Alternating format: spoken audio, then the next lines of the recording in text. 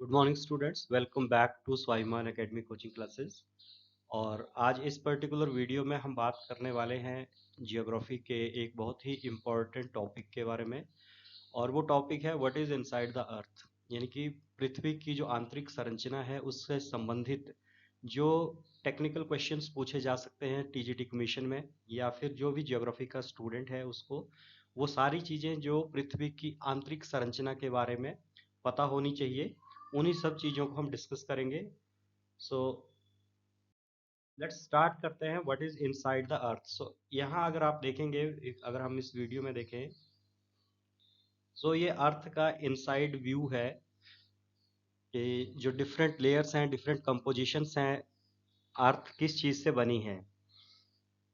ठीक है। सो ये जो अर्थ का इनसाइड व्यू आता है, ये पृथ्वी के अंदर की जो घटनाएं हैं, वहां से जो पदार्थ मिलते हैं, उनके एनालिसिस से, यानी कि उनको देखने के बाद, एग्जामिन करने के बाद ही इस संरचना का पता चलता है। क्योंकि पृथ्वी के अंदर जाना, बिल्कुल पृथ्वी के भीतर उसके सेंटर तक पहुंचना इम्पॉसिबल है। ठीक है। फिर भी जो साक्ष्य हैं, जो पदार्थ मिलते हैं, उन्हीं के हिसाब से इस चीज का आंकलन किया जाता है कि पृथ्वी अंदर से किस प्रकार की है। देखो, सबसे पहले जब हम बात करते हैं पृथ्वी की, कुछ टर्म्स हैं उन्हीं को हम डिस्कस करेंगे। फॉर एग्जांपल आपसे पूछा जाता है कि स्थल मंडल या लिथोस्फीयर किसे कहते हैं। सो पृथ्वी की जो फर्स्ट लेयर होती है क्रस्ट, और सेकंड लेयर होती है मेंटल। क्रस्ट और मेंटल को मिलाकर जो ऊपरी 100 किलोमीटर की लेयर बनती है उसे हम लिथोस्फीयर कहते हैं। Lithosphere is crust plus mantle up to 100 kilometre in depth, इसे कहते हैं लिथोस्फीयर। लिथोस्फीयर के जस्ट बिलो होती है एस्थेनोस्फीयर। एस्थेनोस्फीयर या प्रभाव मंडल जिसे कहते हैं। ये स्थल मंडल है, ये प्रभाव मंडल है। और जो कोर होता है पृथ्वी का कोर, उसका अनदर नेम होता है बैरिस्फीयर। बहुत ही इंपॉर्टेंट है लिथोस्फीयर, एस्थेनोस्फीयर एंड बैरिस्फीयर।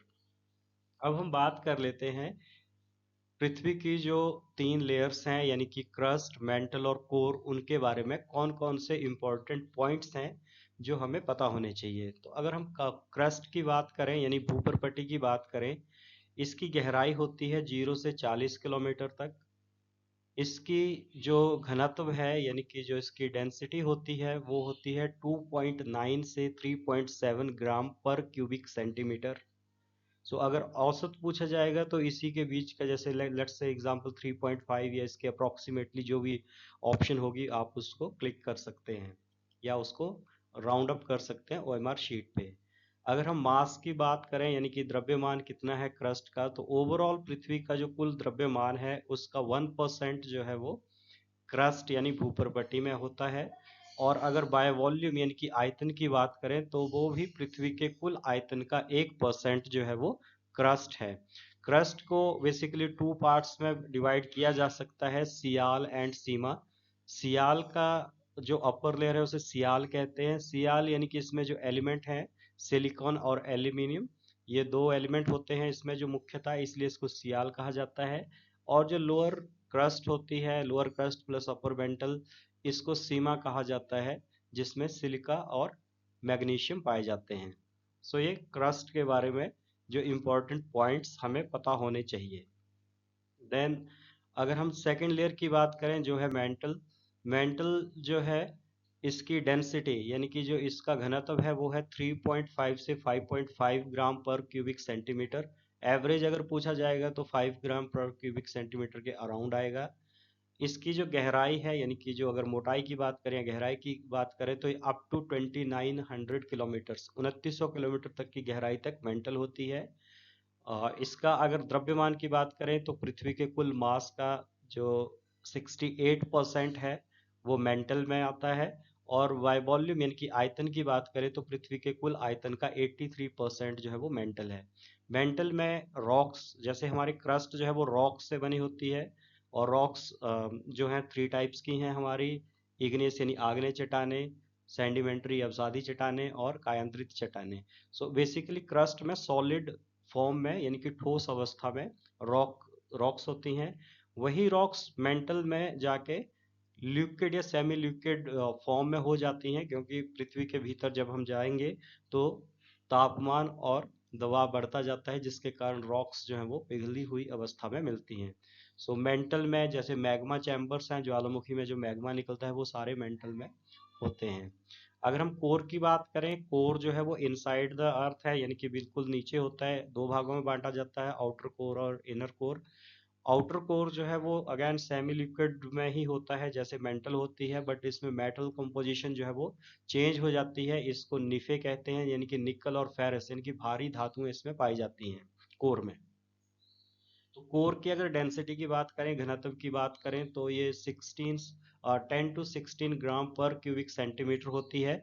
और एवरेज की बात करें तो 13 ग्राम पर क्यूबिक सेंटीमीटर इसका घनत्व है।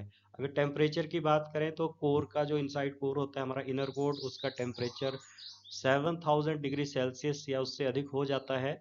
और ये जो तापमान है 7000 डिग्री सेल्सियस, ये सूर्य की सतह के तापमान से अधिक है। सो कई बार क्वेश्चन पूछा जाता है कि सूर्य की सतह अधिक गर्म है या पृथ्वी का कोर, तो पृथ्वी का कोर अधिक गर्म है। अगर इसके मास की बात करें तो अर्थ का जो टोटल मास है यानी द्रव्यमान है उसका 32% कोर में है। और उसका अगर वॉल्यूम की बात करें, आयतन की बात करें, तो 16% जो है वो बाय वॉल्यूम कवर करता है हमारा कोर। सो अगर आप देखो इसमें चेंज देखें, अगर जो मेंटल है उसमें 68% मास है, जबकि उसका वॉल्यूम 83% है। और जो हमारा कोर है उसका वॉल्यूम तो सिर्फ 16% है, बट मास 32% है। इसी से क्लियर होता है कि यहाँ जो कोर में जो मेटल्स मिलती हैं, यानी कि वो तत्व हैं वो भारी तत्व हैं एज कंपेयर टू मेंटल। ठीक है, क्योंकि एक देखो कॉमन सी जनरल समझ की बात है कि जो भी भारी चीज होती है वो नीचे बैठेगी। सो जब भी किसी इसमें जो भारी धातुएं हैं, भारी चट्टानें हैं, वो नीचे चली जाती हैं। ठीक है। जो हमारा इनर कोर होता है वो सॉलिड अवस्था में होता है। तो वहाँ तापमान तो 7000 डिग्री सेल्सियस है, लेकिन वहाँ पे प्रेशर यानी कि जो वायु दाब है वो भी बहुत अधिक मात्रा में होता है। इस कारण वो पिघल नहीं पाती है चट्टानें। यही रीजन है कि बहुत अधिक तापमान होने के बावजूद भी वहाँ बहुत अधिक प्रेशर होता है, यानी कि वायुदाब होता है, और चट्टानें जो है ठोस अवस्था में पाई जाती हैं। अगर हम इसी की बात करें यानी कि अर्थ की टोटल डेंसिटी की बात करें, तो अर्थ की जो टोटल डेंसिटी है यानी घनत्व है वो है 5.5 ग्राम्स पर क्यूबिक सेंटीमीटर। ठीक। अब देखो इसी में एक और चीज आती है जिसको हम बोलते हैं असंबंधता। यानी कि जो संधियां हैं, अर्थ की जो डिफरेंट लेयर्स हैं उनके बीच जो संधियां हैं, असंबंधताएं हैं, उनको किस किस नाम से जाना जाता है। सो इसको समझने के लिए देखो ये हमने लिखी हैं, कोनार्ड, मोहो, रेपेटी, गुटनबर्ग और लेहमैन, ये डिफरेंट संधियां हैं यानी असंबंधताएं हैं। अब अगर आप यानी कि एग्जाम पॉइंट ऑफ व्यू से देखें, आपको अगर ये याद नहीं होती हैं तो तो 3 लेयर्स हैं हमारी, क्रस्ट, मेंटल और कोर। इनको आप दो दो भागों में बांट लो, यानी कि upper crust, lower crust, upper mantle, lower mantle, outer core and inner core. अब इसी को यहाँ पे हमने इनकी संधियां बना दी हैं। जैसे अपर कोर और सॉरी अपर क्रस्ट और लोअर क्रस्ट, अपर क्रस्ट और लोअर क्रस्ट के बीच हमारी आती है कोनार्ड संधि, कोनार्ड असंबंधता। देन क्रस्ट और मेंटल, या फिर लोअर क्रस्ट और अपर मेंटल के बीच हमारी जो असंबंधता है वो है मेंटल मोहो असंबंधता। देन दो मेंटल के बीच यानी कि अपर मेंटल और लोअर मेंटल के बीच जो हमारी असंबंधता आती है उसे कहा जाता है रेपेटी असंबंधता। देन मेंटल और कोर के बीच है गुटनबर्ग, इसको लोअर मेंटल और आउटर कोर भी बोल सकते हैं, इनके बीच है गुटनबर्ग असंबंधता। एंड देन दो कोर यानी कि आउटर कोर और इनर कोर के बीच जो असंबंधता है उसे कहा जाता है लेहमैन असंबंधता। ठीक है। सो ये कुछ एक पॉइंट्स थे, कुछ एक टर्म्स थे, व्हाट इज इनसाइड अर्थ। और इनसाइड अर्थ जो है, अगर यहाँ से क्वेश्चन आता है तो बहुत ही टेक्निकल क्वेश्चंस होते हैं ये, यानी कि बहुत सारे स्टूडेंट्स के क्वेश्चन ये गलत हो जाते हैं एग्जाम में। जो भी एग्जाम में जैसे जो टफ क्वेश्चन अगर इस पोर्शन से आएगा तो इसमें आपके जो वाई वॉल्यूम कितना कवर करता है, डेंसिटी कितनी है, ये सारे क्वेश्चन हो सकते हैं। या फिर आपकी टर्म्स हैं, फॉर एग्जांपल बैरिस्फीयर, एस्थीनोस्फीयर, इनके बारे में क्वेश्चन इसी तरह पूछा जा सकता है, या असंबंधता के बारे में क्वेश्चन पूछा जा सकता है। और अगर सिंपल क्वेश्चन आएगा तब तो इसमें जैसे डेप्थ आ गई कि कितनी गहराई होती है, या फिर जो हमने क्वेश्चन पूछा कि अर्थ के कोर का टेम्परेचर कितना होता है, क्योंकि आसान क्वेश्चन का मतलब ये है कि ये क्वेश्चन जो कई बार एग्जाम में डिफरेंट एग्जाम्स में पूछे जाते हैं।